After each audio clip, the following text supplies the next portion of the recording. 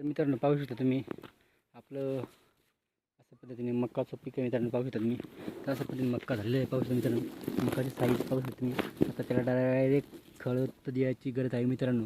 पण आपल्याला खत देण्याच्या साठी आपल्याला पाऊस नसल्यामुळे आपण खत देऊ शकत नाही. 8 दिवसापासून पाऊस कमी झाला मित्रांनो. त्यापर्यंत आपलं पेरणीचं काम आहे ते आपण दुसरे कामं पेरणीचे कामं करत आहोत मित्रांनो.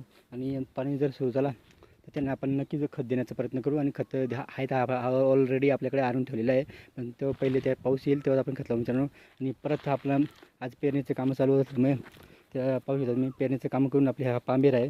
तर पेरणीचं कामं झाले म्हणून त्यांना ठेवलेले साहित्य ठेवून दिले गाड्यामध्ये. आणि मस्तपैकी हिरवा चारा कापून घेतला आणि असं गाड्या भरून घेतले. एक नाही तर 2 गाड्या भरून घेतले पाहू शकता मित्रांनो. 2 गाड्यामध्ये 2 बैलजोडीला आपण बैलगाड्यामध्ये फुल भरून घेतले हिरो चारा. जेणेकरून त्यांना हिरो चारा खायला मिळेल त्यासाठी आपण हिरो चारा फुल भरून घेतलं मित्रांनो. व्हिडिओ आवडला तर लाईक शेअर कमेंट करा. आमच्या चॅनलला सबस्क्राईब करा. जय जवान जय किसान मित्रांनो.